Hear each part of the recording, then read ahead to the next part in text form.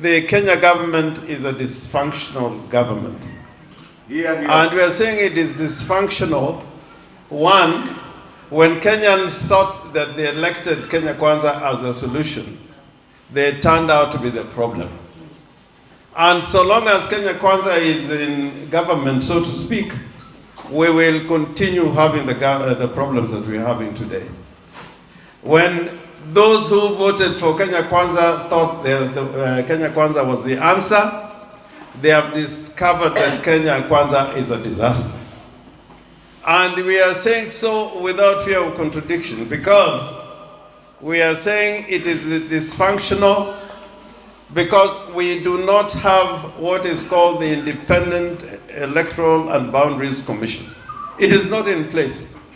If there was an election to be held any time in Kenya, there is no Independent Electoral and Boundaries Commission. And if President Ruto was ready and prepared to answer that question and to determine that it was time to have the Independent Electoral and Boundaries Commission, they would have processed the outcome of the national dialogue in Parliament by today. But that Parliament, and we are saying we have a dysfunctional system and a government because even Parliament has become captive.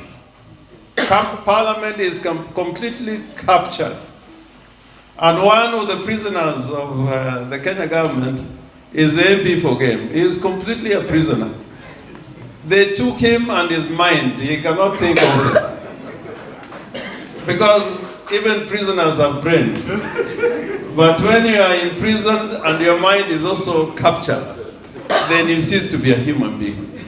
How is it that when there was a bill in Parliament like Mheshimiwa Kristo Mbaka has said, and that bill proposed that there was going to be drastic increases of taxes, all taxes, including taxes that would impair our living, the lives of ordinary people, that an MP would vote to ensure that your taxes went up, when the easiest solution was to say, no, we are not going to give our people any burdens. The taxes need to go down instead of going up.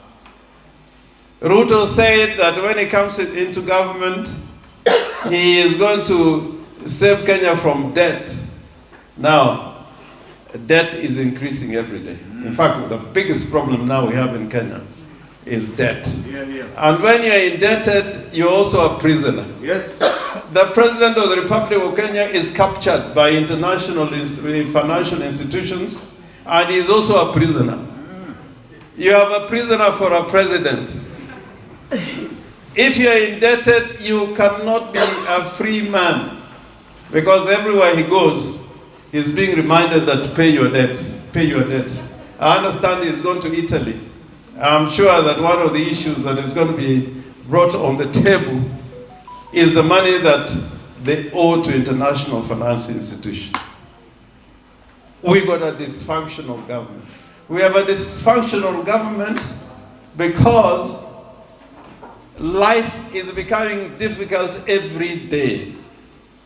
School fees and many other things that, we should be having a tax relief, we're having a tax burden.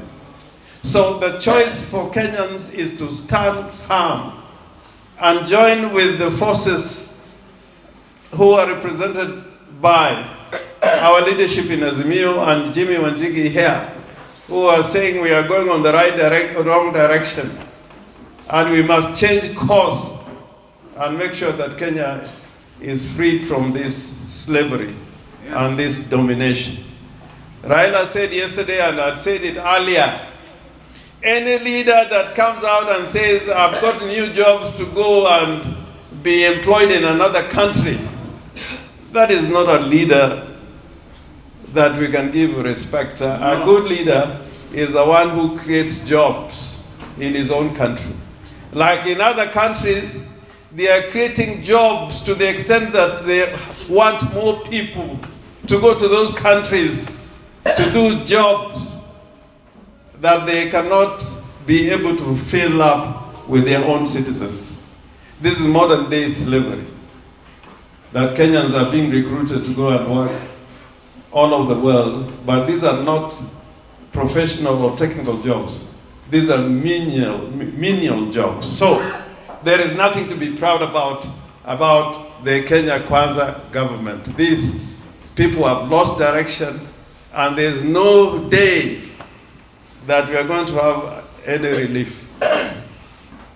Kenya is going to get worse. Yes. That is the truth. Yes. If anybody thinks that Kenya is going to get relief, it is not going to get that relief. And prayers can help. And indeed, the clergy here, we are asked for prayers.